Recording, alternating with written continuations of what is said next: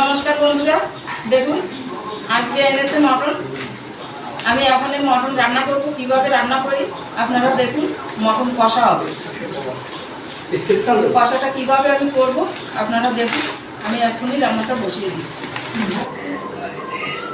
মিক্সারে বেটে দিচ্ছি। এখানে নিয়েছি কিছু পেঁয়াজ, একটু আদা, একটু রসুন, আর এই পেঁয়াজটুকু গোটা থাকবে। এগুলো আর পেস্ট করছি না, ওগুলো মা এমনিই দেবে। তো আমি এই পেঁয়াজ, আদা, রসুনটাকে আমি মিক্সারে ভালো করে একটু পেস্ট বানিয়ে দিচ্ছি। আমার কড়াই গরম হয়ে গেছে, আমি দিচ্ছি সর্ষের তেল। আমি দিচ্ছি 2টো এলাচ আর 3-4 টুকরো দারচিনি। আমি অল্প সাদা জিরে দিয়ে দিচ্ছি। 2টো তেজপাতা আমি মাঝখান দিয়ে ছিঁড়ে দিয়ে দিচ্ছি। এবার দিচ্ছি আমি পেঁয়াজ কুচিয়ে রেখেছিলাম, সেই পেঁয়াজটা।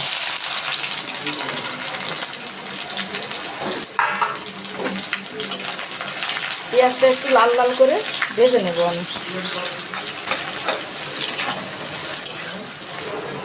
আমি এই পেঁয়াজ ভাজার মধ্যে মটনটা দিয়ে দিচ্ছি।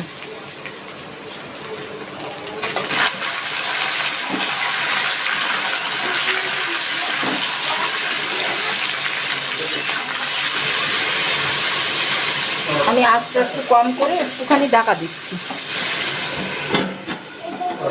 দেখুন আমি আলগা করে নিয়েছি। 2 মিনিট পরেই মটনে জল ছেড়ে দিয়েছে।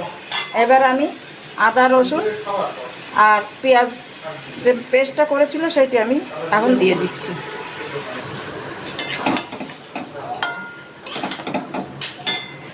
আমি দিচ্ছি 1 চামচ জিরে গুঁড়ো, আমি দিচ্ছি 1 চামচ ধনে গুঁড়ো,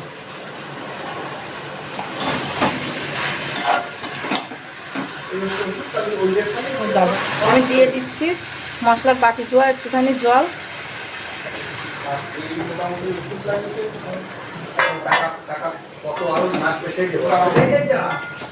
আমি দিচ্ছি স্বাদ মতো নুন। আমি আবার 5 মিনিটের জন্য ঢাকা দিয়ে দিচ্ছি।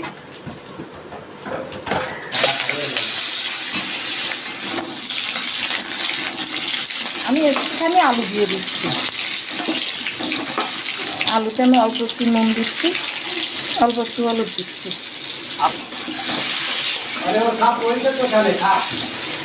এই আলুটা আমি একটু লাল লাল করে ভেজে নিচ্ছি। এইদিকে দেখুন কাকা দাঁড়িয়ে দাঁড়িয়ে মায়ের রান্না দেখছে, ওদিকে রুদ্র পা দুলিয়ে দিল ওর বাবার সাথে গল্প করছে। 5 মিনিট পরে আমি আলগা করে দেখছি।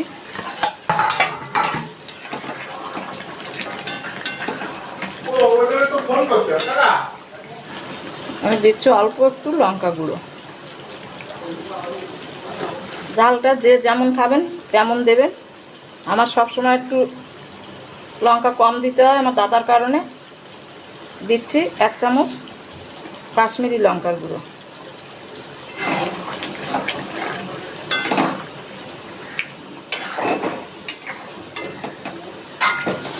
আমার আলুটা ভাজা হয়ে গেছে, দেখুন এরকম লাল লাল করে আমি ভেজে নিয়েছি। দেখুন তেল ভেসে গেছে। আমি এইবার দিয়ে দিচ্ছি হলুদ।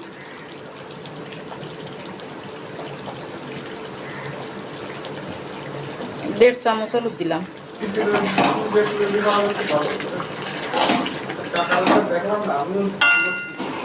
মটন কষা কিন্তু আমি একটু আলু দিয়ে দিচ্ছি, অল্প একটু আলু দিয়ে দিচ্ছি।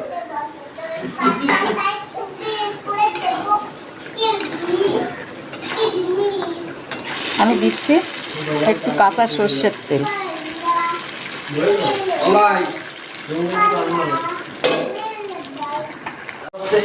আমি দিয়ে দিচ্ছি 4টে গোটা লঙ্কা। যার লাগবে সে নিয়ে খাবে।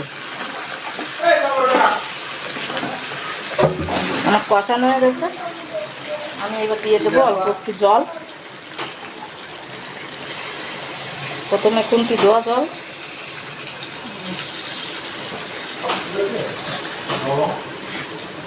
আমি একটু জল দিয়ে ফুটাবো।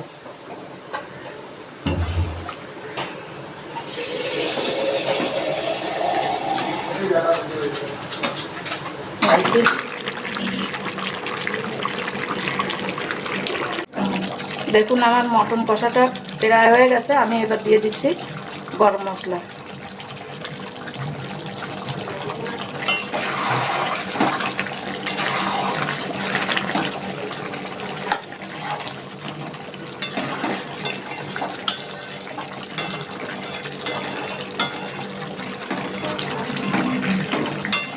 আমার হয়ে গেছে, আমি গ্যাসটা এখন অফ করে দিচ্ছি।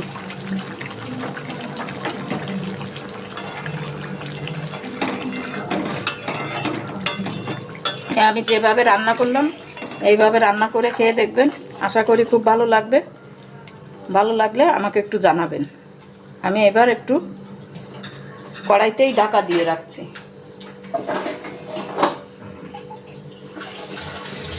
10 মিনিটের জন্য ঢাকা দেওয়া থাক।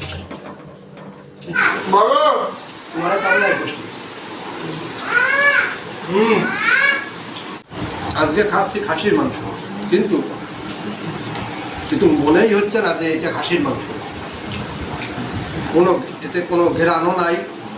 অনেক সময় দুধের গন্ধ লাগে মনে হয়, কিন্তু এটা মোটেই সে গন্ধ নাই। আর আপনাদের যদি এই রান্নাটা দেখে যদি ভালো লাগে, খেয়ে দেখবেন আপনারা, আমার মনে হয় আপনাদেরও ভালো লাগবে।